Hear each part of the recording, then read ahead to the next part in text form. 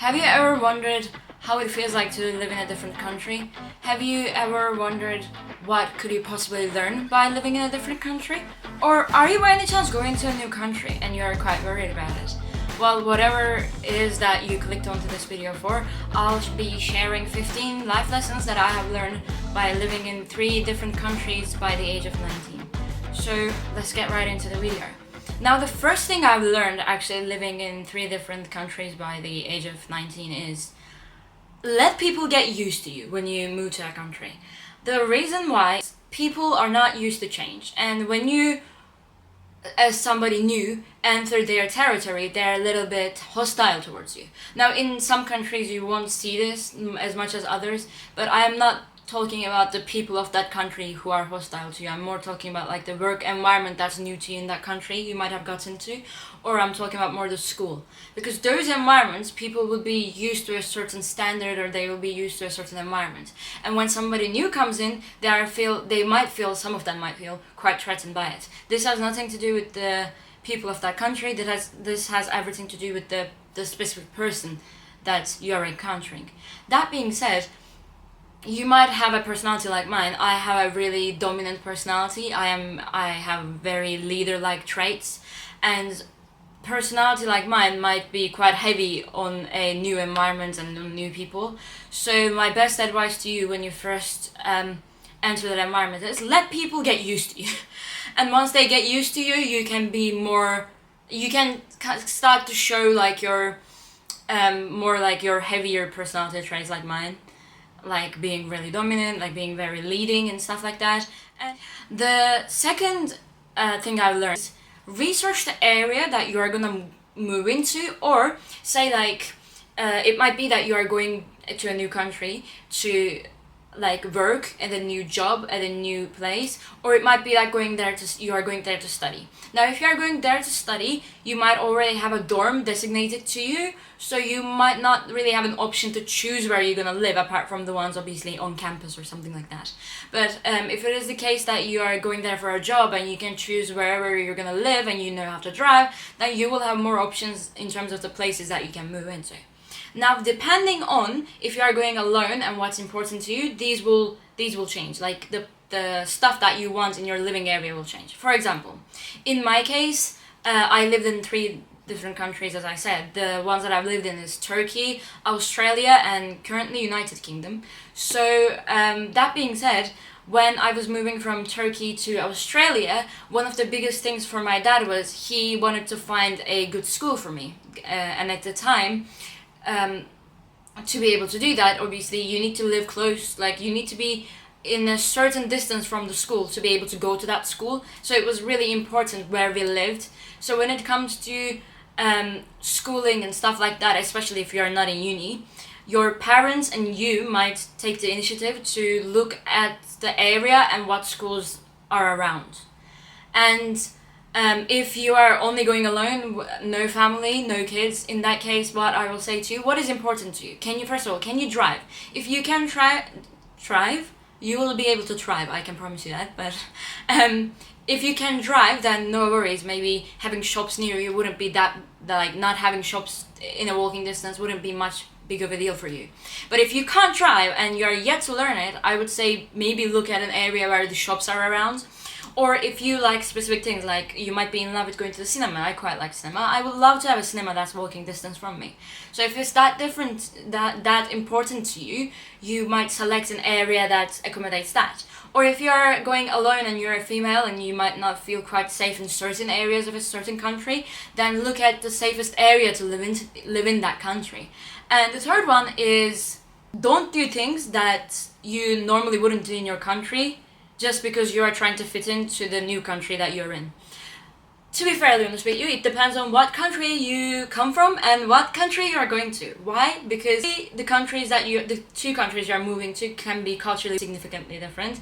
That being said, in your country, especially if you are young, you will see a lot of youngsters acting in a way that your youngsters in your country wouldn't act. And you have to respect, however, the way they're acting, but just because you want to fit in, don't try to do something that you don't want to do, or is not maybe normalized in your country and you agree with the fact why it is not normalized. So just because you're trying to fit in, don't do something that you'll regret. To be fairly honest with you, truly what matters is if you be yourself and just be you, the right people will find you. However, if you're trying to fit in and act like not like yourself, then you will be in groups with people that you actually don't want to be with, in groups with. So it's actually not even going to benefit you. It might even harm you in the future. The fourth thing I've learned is people don't care about how well you speak that language. This might depend on the country specifics, but majority of the time it won't matter. Honestly, if your English isn't that good, or if you're going to a country that you don't know the language yet, don't worry. People will be fascinated by the fact that you are trying anyway, if it's any other language than English. For example, if you're moving to China, they will be so appreciative if you just know how to say ni hao, qing wen. That would be like enough for them at the start, and you can always learn when you're there.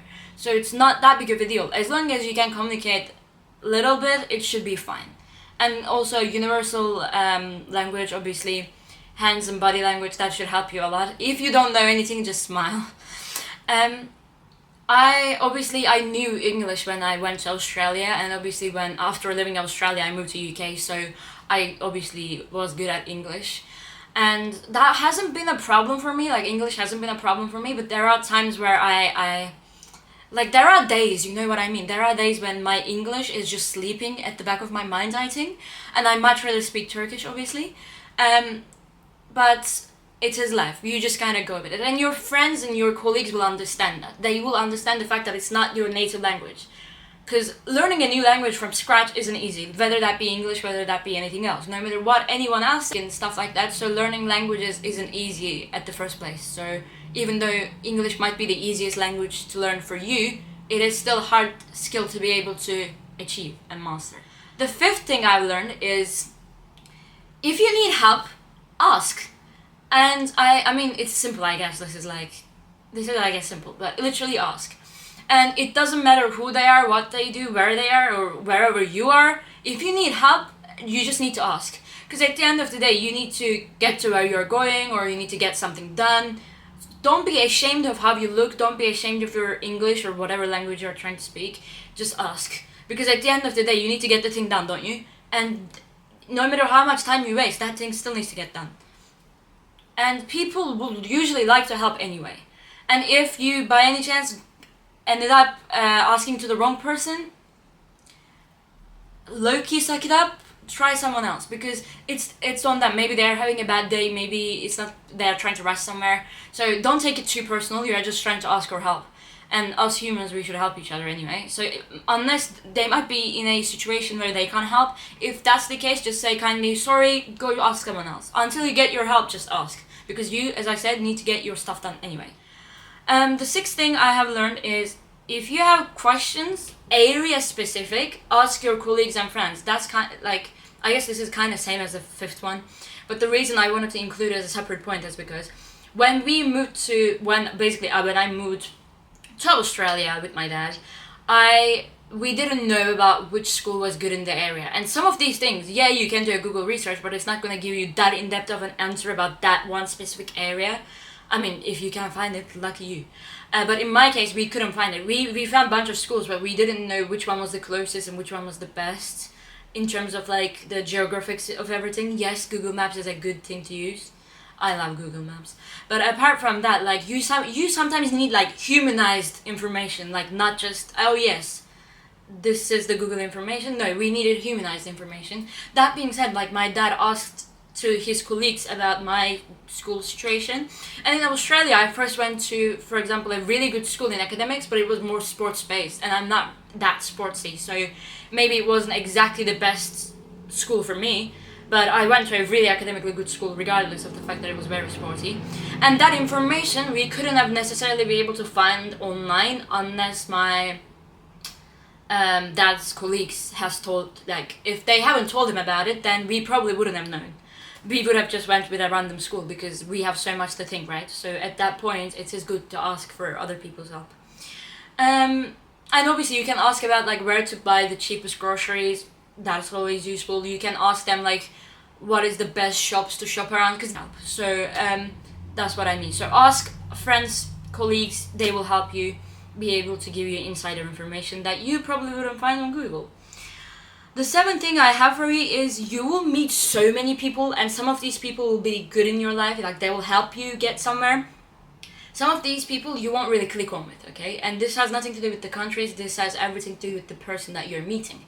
Regardless of whatever it is, whether they are a good close people to you or whether they are just a passerby who maybe give you a bad experience, at the end of the day you will learn valuable lessons. And this is actually applicable to any scenario, regardless of the fact that you are moving into a new country. But that is one of the biggest things to know. And you always, regardless of whether you're in good terms with them or bad terms with them, you need to respect them.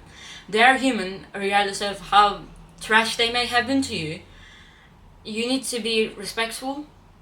And if they are trash to you, escape from them.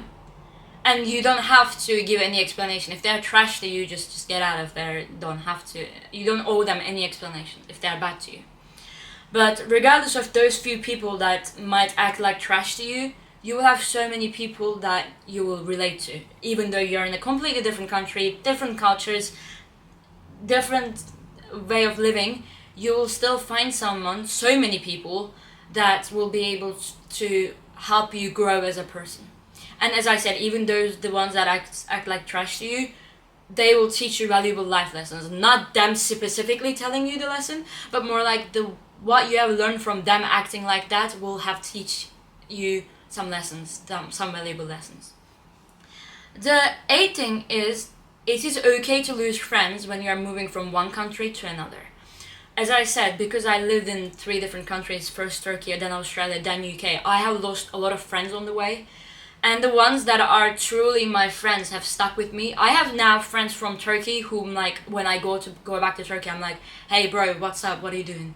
And I have like few friends in Australia, I think maybe 3 or 4 that I'm really close to, and there are 2 that I'm like, they're my everything, like I love them so much. And those 2 friends, like we are not calling each other every single day, okay? And that's not really my thing. I probably wouldn't call everyone every single day. I will text them like maybe 2 months at a time, 1 month at a time, 3, maybe even 6 months at a time. Maybe an entire year has passed. But when we need something, when we truly need help, or when I'm feeling bad and I haven't told anybody about it, somehow they feel it and they text me, Zeynep, are you okay? This girl is in Australia and she's modeling and she's busy.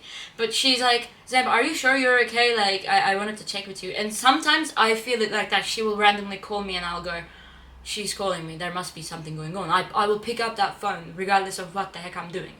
So, as I said, you will lose a lot of friends, but the ones that are going to stick with you, the ones that are like rock solid for you, will always be there regardless of how often you speak. So yeah, so you will lose a lot of friends. Say you meet 300 people and there is no, like, you can have 300 friends, yes, but out of those 300 there will be only few that's rock solid. That's what I mean. 9th point is, you'll be very strong. You'll become so strong. You'll probably become the strongest in your family if you're the only one who has lived overseas in a different country, because this is not an easy experience, alright? And no matter what everybody else might think, it is not an easy experience, because every single time you are moving from a country to another, you are leaving an entire life behind. When you move to a new country from scratch, there is nothing in that country that's familiar to you. Sometimes not even the language is familiar. When I moved from Turkey to Australia, it wasn't my first language. Like, yeah, I knew English. Hell yeah, yes I did. But would you feel more comfortable talking in your native tongue or talking in a foreign language? It feels like you're an alien sometimes. At first, it just literally feels like you're an alien. You're like, I am speaking, yes. Am I registering it? Sometimes no. So that is one thing. The second thing is, you don't know nothing about the country sometimes. Majority of the time that is the case. And more often than not, you don't even know the area, like you don't know anything about the area. So it's just a really alienizing, that is not a word, but I shall make it today. Alienizing experience. So when you first go there, you're like an alien, then you get used to it and you're like, oh, now I am now I am local. At some point you feel that way. But as I said, this is not an easy experience. Because of that, you will become really strong once you achieve this. Once you move, it gets easier. But as I said, the experience itself will make you become stronger and stronger and stronger. Like, the more you do it, the stronger you become. It's kind of crazy. But the 10th is, Actually, this is one of the most important ones. Do not share your sensitive and personal information, aka your traumas, with anyone, regardless of who they are. Unless, especially if you are young, I mean this especially if you are young, because you're in a new country, you're already trying to get used to stuff, and you might move to a country. When you move it,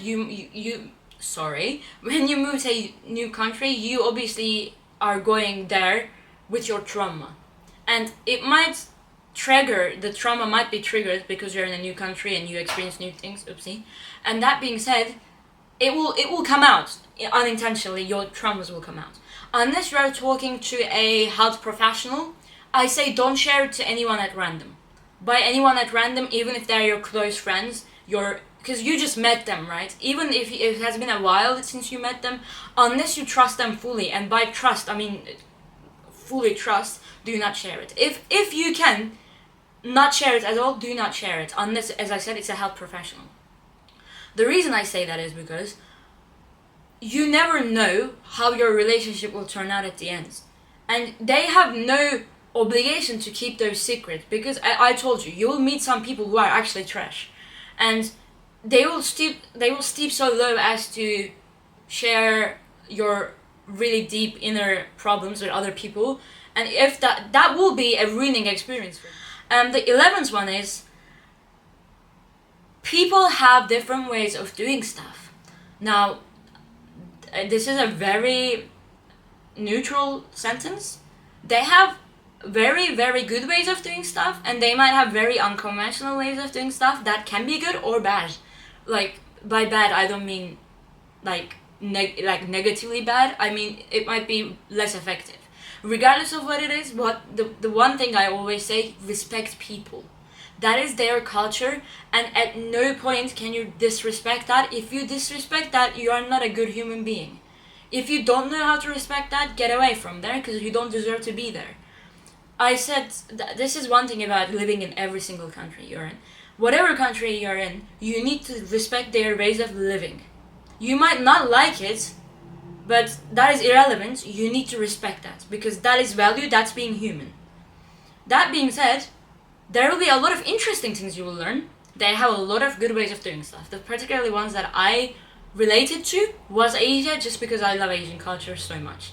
But as I said, people have different ways of doing stuff. You need to respect it. You will learn a lot of interesting stuff that will be useful to you, that you wouldn't normally know if you were only living in your own country. The 12th one is always remember where you have come from. What the heck do I mean? Remember your country at all costs. Remember where you have come from. Remember the standard of living that you had in your own country, and do not ever forget that, because you are in a different country, but you bring a cultural value to that country. And this is something I've learned, because I am Turkish. I am ethnicity wise, I am completely Turkish. I lived in Turkey half of my life, and it is a big part of me. And regardless of where I am, if I bring my own cultural side like insight to this world, to my UK friends, to my Australian friends, that makes the cultural exchange even more richer for both of us to be able to exchange. Would love to bring anything that can help other people from my country to my friends here. I bring my cuisine. I cooked my friends in the UK Turkish cuisine before, try to teach them about it.